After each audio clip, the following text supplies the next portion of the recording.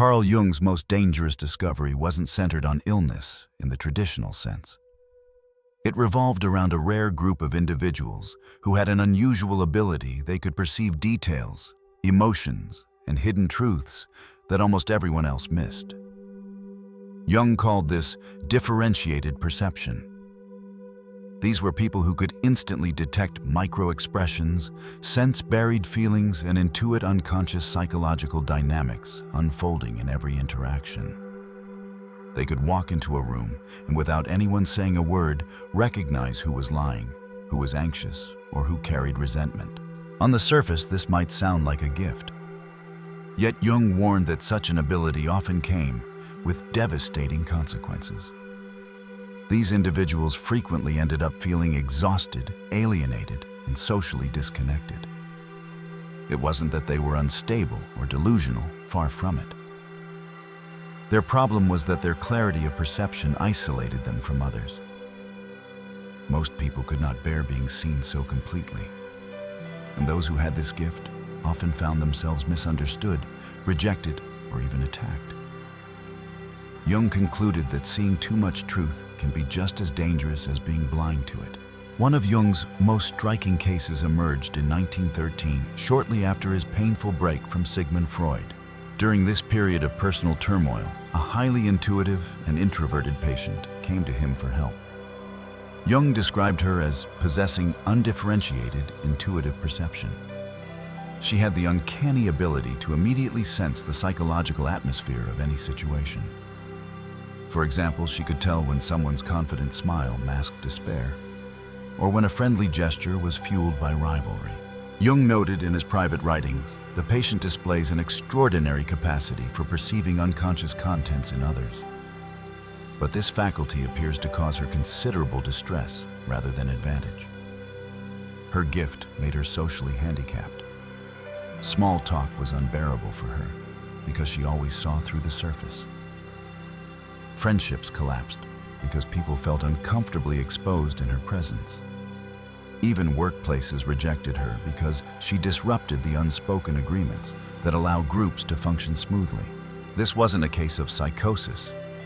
Jung was clear her observations were startlingly accurate, confirmed time and again through careful questioning.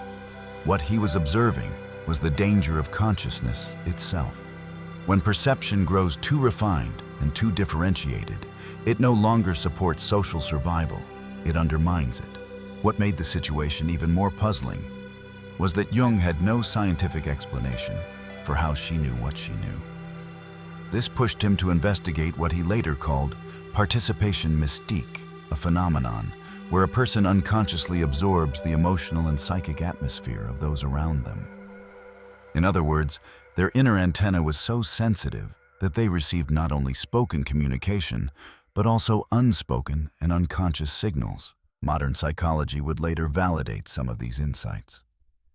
For instance, Dr. Elaine Aron's research on highly sensitive persons, HSPs, shows that roughly 20% of the population has heightened sensitivity to emotions and sensory data. Yet Jung's focus was narrower. He was describing the rarest type of all the introverted intuitive, which makes up perhaps 1% of humanity. Unlike general sensitivity, this type goes far deeper. They don't just feel more, they see hidden psychological patterns with uncanny precision. Jung recognized that this capacity created a paradox. The clearer one's perception became, the lonelier and more burdensome life often felt.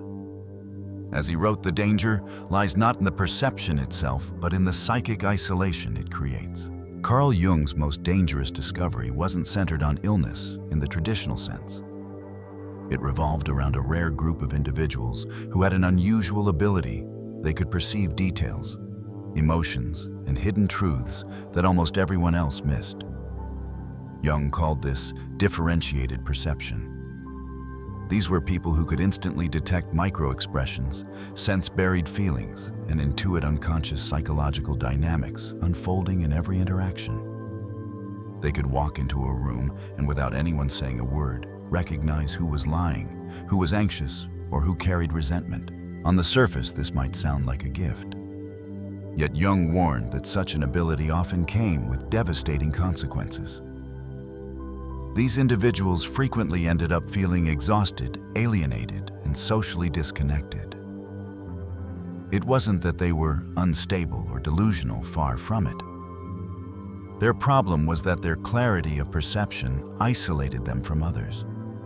Most people could not bear being seen so completely, and those who had this gift often found themselves misunderstood, rejected, or even attacked. Jung concluded that seeing too much truth can be just as dangerous as being blind to it. One of Jung's most striking cases emerged in 1913, shortly after his painful break from Sigmund Freud. During this period of personal turmoil, a highly intuitive and introverted patient came to him for help. Jung described her as possessing undifferentiated intuitive perception. She had the uncanny ability to immediately sense the psychological atmosphere of any situation. For example, she could tell when someone's confident smile masked despair, or when a friendly gesture was fueled by rivalry. Jung noted in his private writings, the patient displays an extraordinary capacity for perceiving unconscious contents in others, but this faculty appears to cause her considerable distress rather than advantage. Her gift made her socially handicapped. Small talk was unbearable for her because she always saw through the surface. Friendships collapsed because people felt uncomfortably exposed in her presence. Even workplaces rejected her because she disrupted the unspoken agreements that allow groups to function smoothly. This wasn't a case of psychosis. Jung was clear her observations were startlingly accurate, confirmed time and again through careful questioning. What he was observing was the danger of consciousness itself. When perception grows too refined and too differentiated, it no longer supports social survival, it undermines it. What made the situation even more puzzling was that Jung had no scientific explanation for how she knew what she knew. This pushed him to investigate what he later called participation mystique, a phenomenon where a person unconsciously absorbs the emotional and psychic atmosphere of those around them. In other words, their inner antenna was so sensitive that they received not only spoken communication, but also unspoken and unconscious signals. Modern psychology would later validate some of these insights. For instance, Dr. Elaine Aron's research on highly sensitive persons, HSPs, shows that roughly 20% of the population has heightened sensitivity to emotions and sensory data.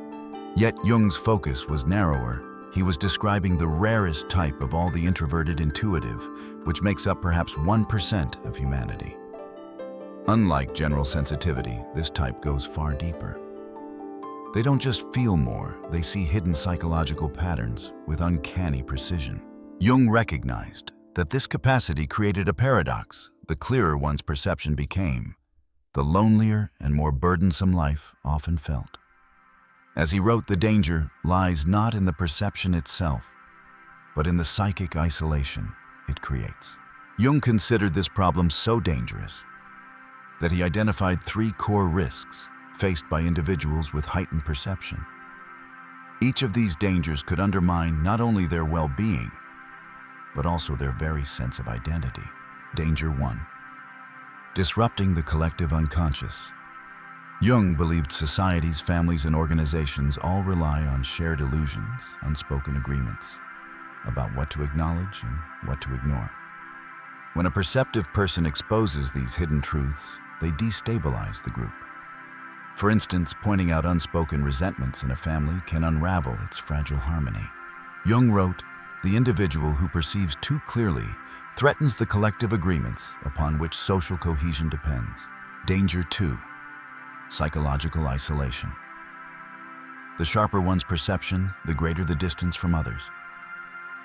Jung called this the problem of the superior function, a paradox where your greatest strength becomes your heaviest burden. People who see too much often report feeling like they live in a separate reality, disconnected from those who can't or won't see the same truths. As Jung noted, the curse of consciousness is that it cannot be shared with those who do not possess it. Danger 3. Identity dissolution. Perhaps the gravest danger, according to Jung, is losing touch with one's authentic self. When someone absorbs the unconscious material of others too deeply, they risk confusing it with their own. They may no longer know where they end and where the collective begins. Jung called this state participation mystique, a blurring of boundaries where individuality dissolves into collective possession. He warned that this wasn't just social exile, but psychological annihilation. Given these threats, Jung insisted that individuals with superior perception needed a method of survival. This led to his famous process of individuation, the lifelong journey of integrating unconscious material without losing the self. He taught his patients that seeing everything wasn't the real danger. Failing to integrate what they saw was. The individuation process involved several steps. Phase 1, recognition and differentiation. The first task was to distinguish between what belongs to oneself and what belongs to others. A highly perceptive person might, for example, wake up feeling heavy sadness. Without awareness, they assume it's their own emotion. But Jung taught them to ask, is this truly mine, or have I absorbed it from someone around me? Spending time in solitude helped them sort through the noise and rediscover their authentic inner voice. Phase 2, shadow integration, next. Jung encouraged patients to recognize that what they saw in others often reflected something unacknowledged in themselves. If they were disturbed by another person's arrogance, it might be because they hadn't faced their own pride. Shadow integration required admitting that every human trait, even the darker ones, lives within oneself. This didn't make them flawed, it made them whole. Phase 3, conscious participation. The final stage involved engaging with others' unconscious material without becoming overwhelmed. Jung called this the art of psychological containers. It meant being able to hold another's emotions or insights temporarily, without confusing them with your own. Done well, this allowed the perceptive individual to act as a bridge between the unconscious and the conscious world, transforming their burden into a gift. Through individuation, Jung argued perception could shift from dangerous to transformative. The individual would no longer drown in what they perceived. Instead, they could offer their insights wisely, becoming a stabilizing force in society rather than a disruptive one. To illustrate both the dangers and possibilities of superior perception, Jung often turned to historical examples. He believed that figures throughout history demonstrated what happens when extraordinary perception is either integrated or left unmastered. One striking case was Friedrich Nietzsche. Jung admired Nietzsche's insight into human psychology, but saw him as a cautionary tale. Nietzsche's vision pierced through the illusions of society, religion, and philosophy with brutal clarity. However, Jung argued that Nietzsche never learned to integrate these insights. Instead of turning his perception into a constructive path, Nietzsche wielded it as a weapon against the world. This led to his deep isolation and eventual psychological breakdown. Jung concluded Nietzsche possessed extraordinary insight into human nature, but he remained identified with his superior function rather than integrating it into a balanced personality. His brilliance consumed him because it lacked grounding. In contrast, Jung found inspiration in Meister Eckhart, a medieval mystic who represented successful integration. Eckhart had what Jung described as mystical intuition, an ability to perceive psychological and spiritual realities invisible to most people. Yet instead of overwhelming others or isolating himself, Eckhart translated his insights into compassionate teachings. He spoke in ways that invited people into understanding rather than alienating them. Jung wrote Eckhart transformed his superior perception into wisdom that could nourish others without overwhelming them. His secret was humility. He treated his gift not as a weapon, but as a service. Perhaps the most revealing case, however, was Jung's own. From 1913 to 1919, Jung endured what he described as his confrontation with the unconscious. During this period, he was bombarded with visions, dreams, and overwhelming psychic material. At times, he feared he was losing his mind. He later admitted, "I was menaced by a psychosis and was saved only by my ability to understand what was happening through my work with patients." This struggle became the foundation for his most important insights. Jung realized that his extraordinary perceptions weren't signs of madness, but signals of psychological evolution. Consciousness, he believed, was attempting to expand beyond its current limits. His challenge was not to suppress these experiences, but to integrate them. Out of this crisis came his groundbreaking work on archetypes, individuation, and the collective unconscious. From these examples, Jung drew a powerful conclusion. Superior perception can either destroy or transform an individual. The outcome depends on whether the person learns to integrate their gift. Without integration, the person risks collapse like Nietzsche. With integration, they can become a source of cultural wisdom like Eckhart. This insight also shaped Jung's practical advice for those struggling with extraordinary perception.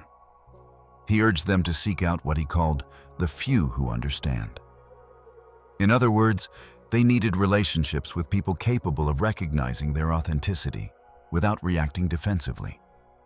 These rare allies could serve as mirrors that reflected truth without fear, helping the perceptive individual feel less isolated. Jung described these crucial relationships in 3 forms. Fellow individuated persons, people who had already undergone deep self-discovery and could meet another at that same depth. Those engaged in the individuation process. Individuals doing active inner work, such as therapy or spiritual practice, who could appreciate deeper perception. Natural containers. Wise, grounded people who, though not highly perceptive themselves, could hold the emotional weight of others without being overwhelmed.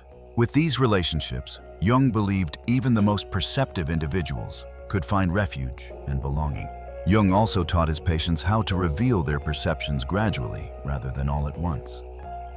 He knew that many people became defensive when confronted directly with uncomfortable truths. Therefore, he developed what might be called a gradual revelation protocol. Step 1 was to begin with small, gentle observations. Instead of bluntly stating, "You're lying," the perceptive individual might say, "I sense there's something you're not comfortable sharing." This gave the other person space to process without feeling attacked.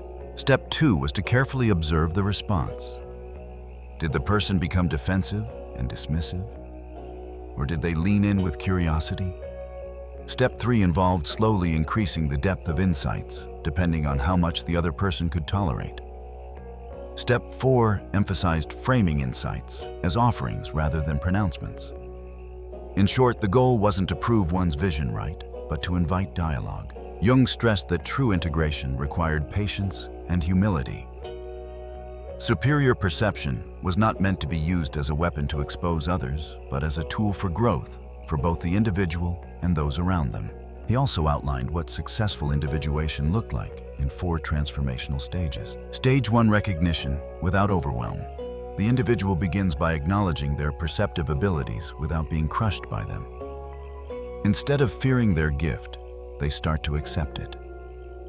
Jung wrote, "The beginning of wisdom is the recognition of what one actually is, not what one wishes to be or fears to be."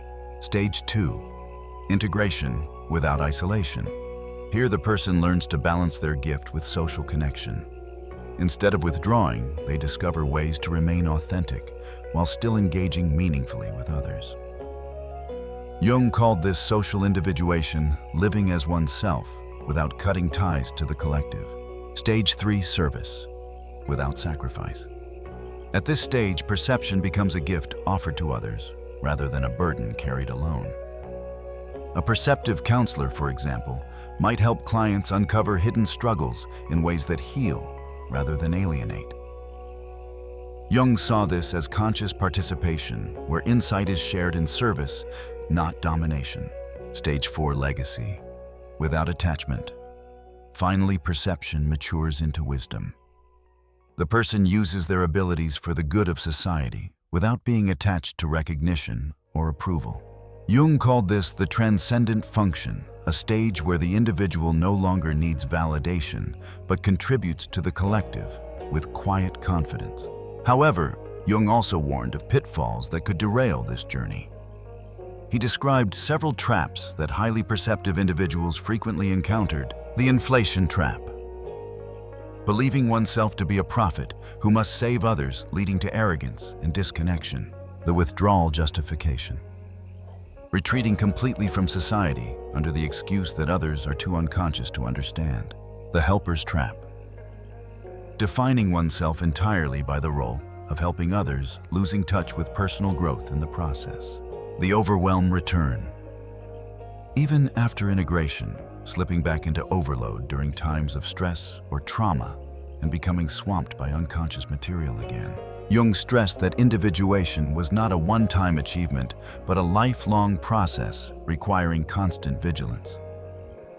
As he put it, integration is not a permanent achievement, but a dynamic process requiring constant conscious attention. Because integration was never permanent, Jung recommended ongoing practices to maintain balance. These included daily solitude, conscious boundary setting, and creative expression.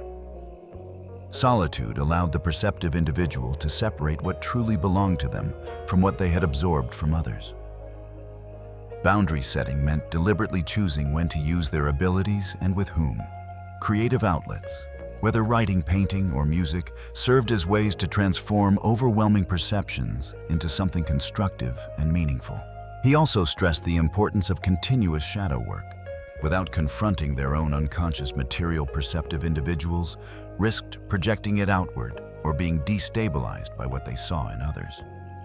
Shadow work provided a way to remain grounded and reminded them that they too were human, not just mirrors for everyone else. Most importantly, Jung believed that individuals with superior perception played a vital evolutionary role in humanity's development. He wrote, "In the undiscovered self, the individual has always been the carrier of the living spirit, the one who brings about the change in society." He described highly perceptive people as consciousness pioneers, scouts exploring psychological terrain that the rest of humanity had not yet reached. Jung argued that what appears first as an individual insight often becomes years or generations later a cultural transformation. For example, an intuitive who senses the destructive patterns in modern work culture might experience deep personal distress. Yet decades later, society as a whole may recognize those same patterns as unsustainable. The individual becomes a kind of early warning system for the collective unconscious. This insight reframed suffering. Jung noted that perceptive individuals often carried personal symptoms, anxiety, exhaustion, depression, that actually reflected problems belonging to the entire culture. Their struggles weren't always personal flaws, but signals of what humanity collectively needed to address. As he wrote, what appears in the individual first as psychological insight later manifests in the collective as cultural transformation. Still, Jung emphasized that this role was not about martyrdom. Too many highly perceptive people fell into the trap of sacrificing themselves for the sake of others, believing their suffering was noble or inevitable. Jung rejected this idea. The goal wasn't to be consumed by one's gift, but to wield it consciously. As he put it, the individuated person serves the collective not by sacrificing their individuality, but by developing it so completely that it becomes a gift to the whole. At the highest level of integration, Jung described a state of lightness. The individual no longer felt compelled to correct or expose everything they saw. Instead, they could observe with clarity and compassion without attachment to whether others accepted their insights. He called this the transcendent function, serving the evolution of consciousness by simply embodying a more integrated way of being. This was the ultimate transformation, moving from isolation and overwhelm to wisdom and service. Seeing deeply was no longer a curse, it became a medicine for culture. Jung's theory was never meant to remain in the realm of abstract philosophy. He carefully documented real-life transformations to show how individuals with overwhelming perception could reshape their lives. Perhaps the most vivid example was the introverted intuitive patient he first met in 1913 during his own psychological crisis. When she began therapy, her life was collapsing under the weight of her extraordinary perception. She couldn't hold a job, couldn't keep friends, and couldn't even relax in casual conversations. Every interaction exposed her to hidden motives, unspoken fears, and suppressed anger in others. It was as if she were carrying the psychic burden of entire rooms full of people. This constant bombardment nearly broke her. Yet, after 3 years of working with Jung, her life took a remarkable turn. Through solitude exercises and journaling, she learned to distinguish between what truly belonged to her and what she had unconsciously absorbed from others. For example, when she woke up feeling heavy sadness instead of assuming it was her own depression, she asked, "Is this mine, or am I carrying someone else's pain?" This simple act of questioning became a doorway to freedom. She also practiced daily reflection, where she allowed the noise of others' emotions to settle. Over time, she rediscovered her authentic inner voice, the part of her psyche that remained steady even when the external world felt overwhelming. With that clarity, she was no longer a passive sponge, but an active participant in her own inner life. Her professional path shifted as well. Instead of avoiding human contact, she sought out environments where her abilities could be useful. She eventually became a counselor, channeling her sensitivity into work that helped others feel seen and understood. What once had been a source of pain, her tendency to pick up on unspoken struggles, became a healing gift. Clients often felt deeply understood by her, sometimes for the first time in their lives. Socially, her world transformed. She formed relationships with people who valued her insights rather than fearing them. For the first time, she experienced acceptance rather than rejection. She stopped apologizing for her depth and instead learned to share it wisely in doses that others could handle. Jung reflected on her transformation with admiration. The patient learned not to see less, but to see more wisely, not to perceive less deeply, but to engage more consciously with what she perceived. She didn't dull her gift. She refined her relationship to it. Stories like hers reassured Jung that integration was not only possible, but profoundly life-changing. However, he also acknowledged how rare such transformations were. Many highly perceptive individuals lacked mentors, communities, or frameworks for understanding their experiences. Without guidance, they often collapsed into isolation, despair, or bitterness. This is why Jung emphasized the need for what he called the few who understand. Even 1 or 2 supportive relationships could provide the grounding necessary for survival. These allies acted as stabilizers, reminding the perceptive person that they weren't crazy broken or alone. With such support, integration became far more achievable. For Jung, the lesson was clear. Superior perception is neither curse nor blessing by itself. It becomes one or the other, depending on how consciously it is developed.